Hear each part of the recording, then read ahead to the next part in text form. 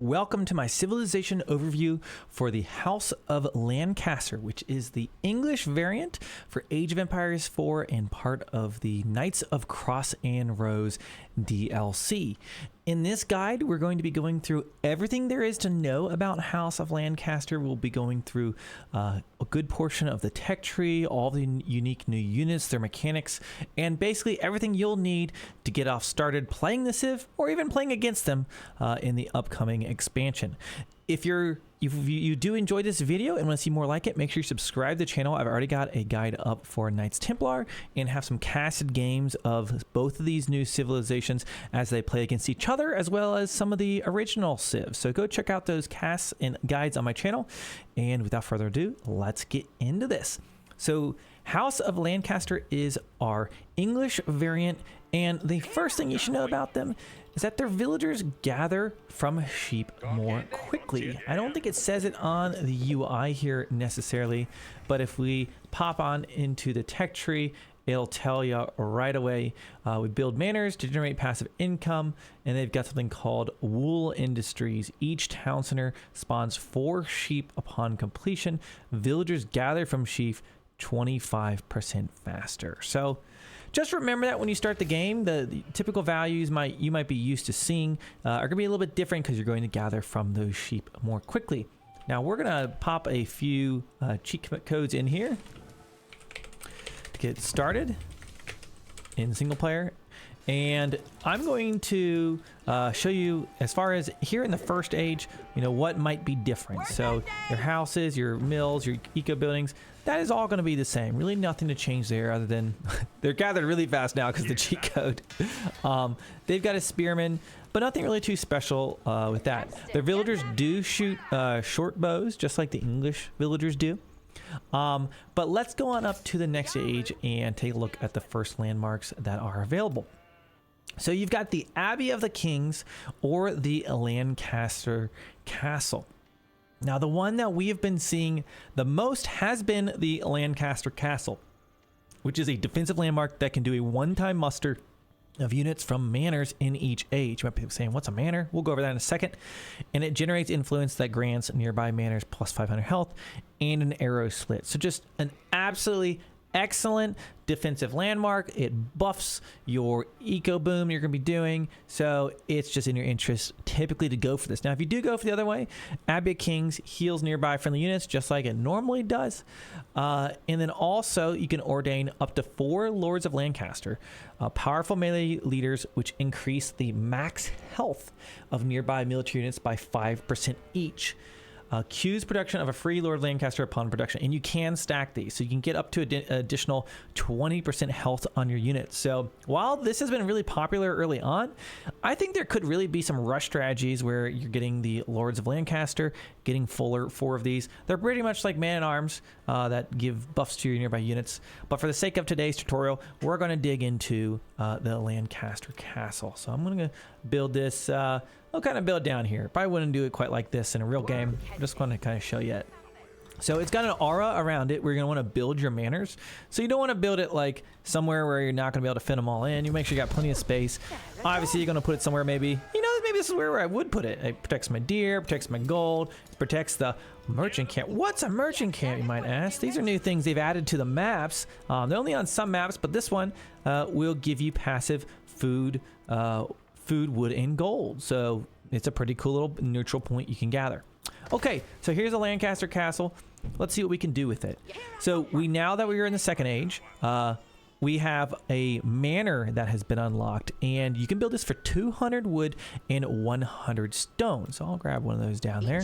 Not necessarily a cheap building to get, but in transition, getting your villagers on that wood and stones, you can be ready to drop these down. But the original cap is 3, so you can build up to 3 of them. So we'll grab 3 of them. And then once you have 3, that's going to be their limit, but you can increase this by getting an upgrade. So here at the manor, you can get the condensed land practices. You get an additional 3. It also gives them more health. And then you can get it even one more time to get another 3, a total of 9. Okay, so I'll grab that too. Okay, so now I could build my 9 manors. And these manors are passively generating wood and food. Don't pay attention to the counts on everything right now because I am using it in a jiffy. But I'm getting passive resources right now out of these. And so obviously having a 9 of those gonna be great, but you're gonna be a little susceptible to a rush. But since you built them underneath your Lancaster castle, they get arrow slits. This thing has arrow slits. One thing to note, your Lancaster castle cannot be garrisoned, which is different from every other keep landmark in the game. So do note, I've actually already cast a game, which I'll throw up on my channel soon, of someone doing a tower rush, you know, kind of like a Barbican rush you might do with Chinese, and building the Lancaster castle in the enemy base. So doing kind of a short bow rush. So you can try something crazy like that, you know, a little bit of a cheese tactic. But anyways, that's your passive resources from the manor. And how do you turn that into military? Well, here at the castle, you can levy some units. So for 150 food and 250 gold, levy 2 demi-lancers and an additional 1 for each manor. So I can sit here and build up, you know, all 9 of them. You can do them early on when you got 3 of them, when you got 6. It kind of depends on, like, you know, what type of timing you're going for. But you can sit there and just kind of turtle up. And then once the opponent like gets in a place where they can even do damage to you, you call out these demi-lancers. A demi-lancer can only be trained from these call-ins, either here or in the later stages of the game at the whatever the H4 landmark's called. So I'm going to call that in right now. Muster the nobles. Boom. And there we go. We got demi-lancers. Remember, you did on the front line too if you did some kind of crazy rush. And you can check out the stats on these guys. Gains +1 damage for each active keep. So we've got, we could build some keeps once you get into the 3rd age. Don't have one right now, but they'll get additional. But even without that, they are, you know, nice cav to have in the game. So certainly in H2, very good against a lot, you know, just suddenly spawn out, you know, 11 knights if you were able to get this whole boom off. Obviously your opponent's gonna have an army by then, but they pair very, very, very well with the unique archer that this civ have. So we already took a look at we didn't take a look at that yet, but the archer they have is the Yeomen. So this replaces the longbow. And honestly, maybe the most overpowered thing in the DLC right now might be these units. And that's going to be the case, at least in, I think, upper tier players, but those with lots of micro, because they're really speedy archers. They've got 1.31 speed, so they can zoom around, and you can dodge a lot of bullets. And they've got the synchronized shot that you unlock later in the game that does this arrow volley that just absolutely decimates a line of, you know, bunched up enemy units. So, you know, imagine you get these out, so your enemy answers with a bunch of spearmen, and then you run around these guys, picking them off. You know, you start to get pushed, you just back up and outrun whatever is possibly chasing you. They're very good, and they pair very well with the spearmen. When you say, well, okay, well, all archers pair well with spearmen. Well, hold on one second. It just looks like your average spearman. But look at this. We got a unique tech. The Billman upgrade. Spearman, it equips spearmen with tempered bills, reducing the armor of enemies by -2 when attacking. That is massive. So imagine your enemy has a man-arms that has, you know, 3 or 4 armor, right? In H2, that's typically gonna be hard to deal with. Like, yeah, you may use knights, but what if you had just these guys, right? Well, you start smacking them with the spearmen, they're gonna lose half of their armor, and then you've got all these, you know, yeomen you're gaining up, and you're gonna pick them off. So just an absolute deadly combo of like these 2 units right here are so good. And you might be a little skeptical when you see them in action in some of these pro games. It's crazy. I more than guarantee we're going to see some adjustments to the stats of some of this. But for now, that's kind of your roster. Impressive army you can have in the feudal age, quite frankly. So I'll grab that upgrade there. And yeah, that's what I want to show you here in this age. At the stable, you have a unique horseman type unit, the Hobilar. It doesn't cost wood, 70 food and 20 gold. So cheap cav, effective at raiding, flanking, and countering ranged units. So I'll train up a few of those just so you can kind of see them. They kind of have the texture of like a Mangadai or something. But they got 1.88 speed, 7 attack, and then +7 versus range and siege. So that's going to be your unique horseman type unit for the House of Lancaster. Now, one last thing I didn't mention at the manor, in Age 4 you can get this upgrade Scuddage, which allows them to passively generate gold. So yeah, that's good. Passive resources is always one of the most overpowered thing in Age of Empires. So a lot of good stuff to be aware of. So do some kind of defensive manor boom, utilize your amazing roster, and it's going to be hard for you to lose the game, quite honestly. Okay, so we look at all that. You can build a town center. As it mentions, it'll be spawning sheep as soon as it's built. So boom, some free sheep. I don't know why they even need that bonus, but you got it. You got it. Let's go on up to the next age.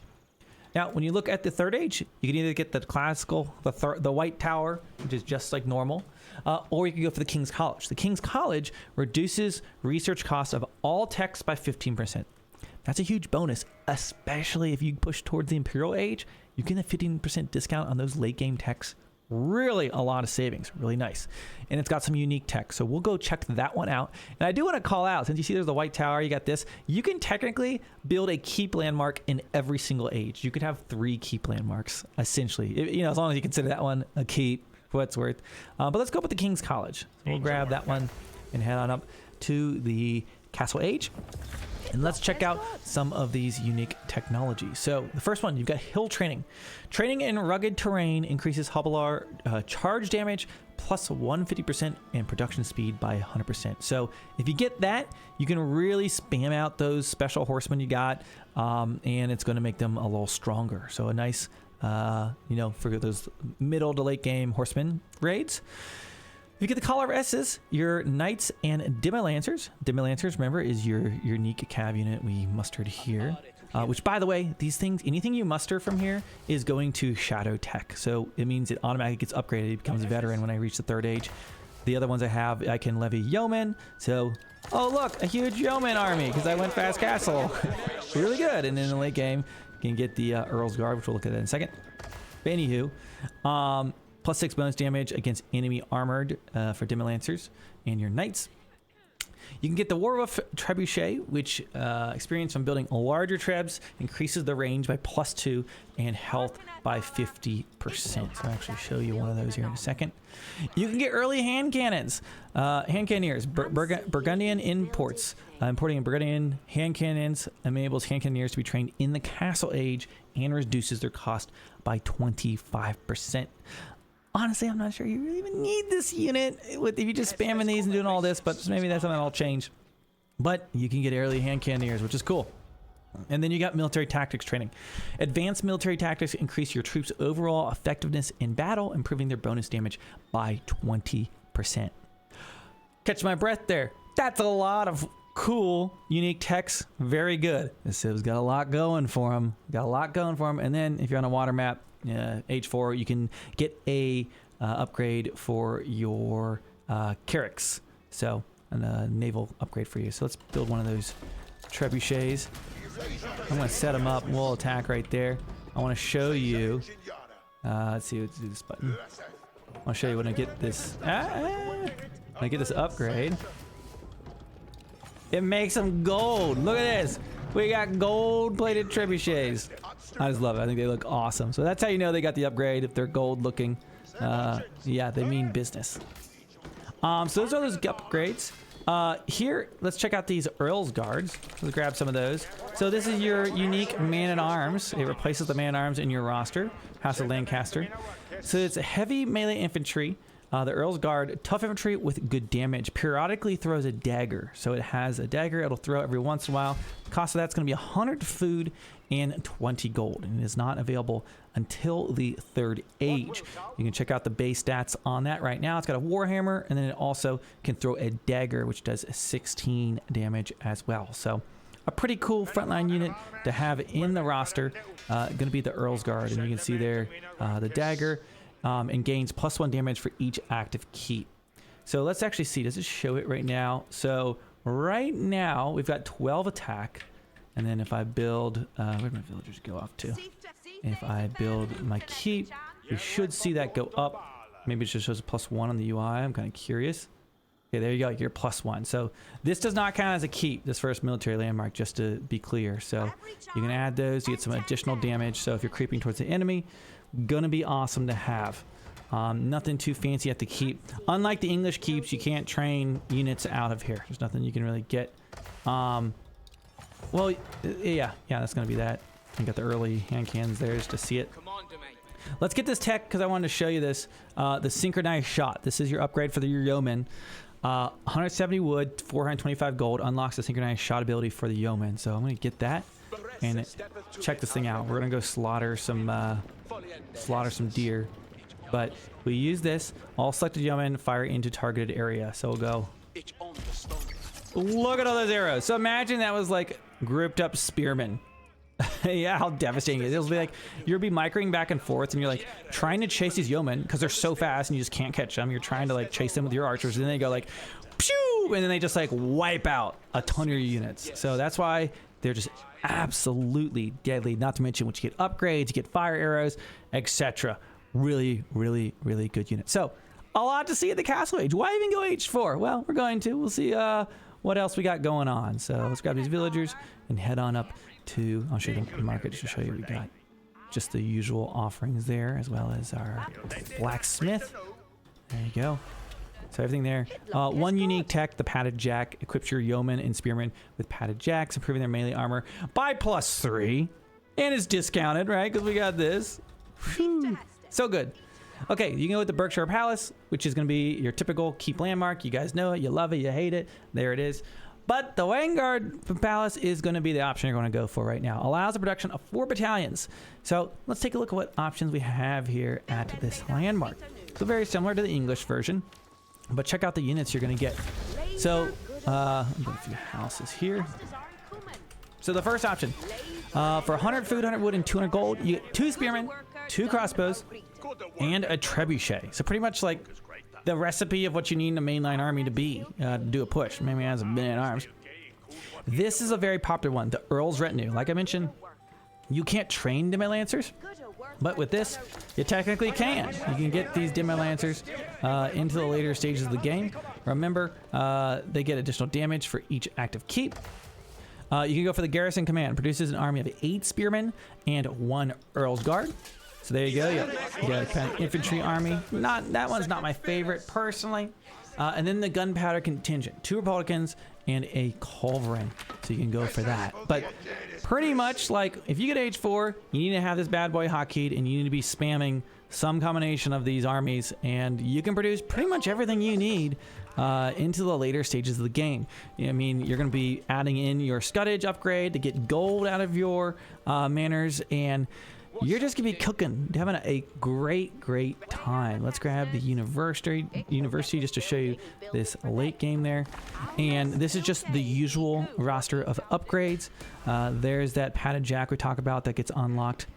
And there you have it, guys. That is just about everything about the House Lancaster. Let's take 1 second just to peek in the tech tree, make sure I did not miss anything. So you've got your manors providing pop space, generate 70 food and wood. I told you you can get a limit of 9 of those. You get 4 sheep each time you build a town center, and you also gather from sheep faster. Defensive Byreg. Okay, you can't see that in there. Capital town centers fire an extra arrow, and villagers wield short bows. So when attacking enemy units, so you have the defensive bonus. Keeps grant 3 free Earl's Guard upon being built, which is your man-at-arms. Each active keep gives additional damage to those and Demi Lancers up to a max of +4. Shipwrights, naval conditions increase dock efficiency, reducing ship construction costs. So could be a good sim for water maps. You can have some cheaper ship construction. The Yeomen, we talked about that. The Hobbler, we talked about that. Earl's Guard and the Demi Lancer.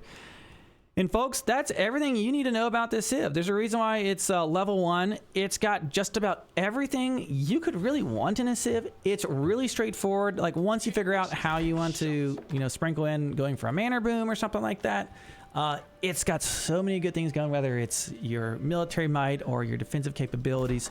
I think you guys are enjoy playing the House of Lancaster. If you want to see more of the Civ, go check out some of my cast games on the channel. I've got some pro games already with BCQD playing House of Lancaster. It's a really cool civilization. Check out some of those casts. I'm going to have some other guides, build orders, all that stuff on the channel. So if you liked the video, make sure you subscribe. Leave me a comment below if this helped you in some way. And I hope you are looking forward to digging in for this Civ yourself. Thank you so much for watching, and I will catch you in the next one. Wallow.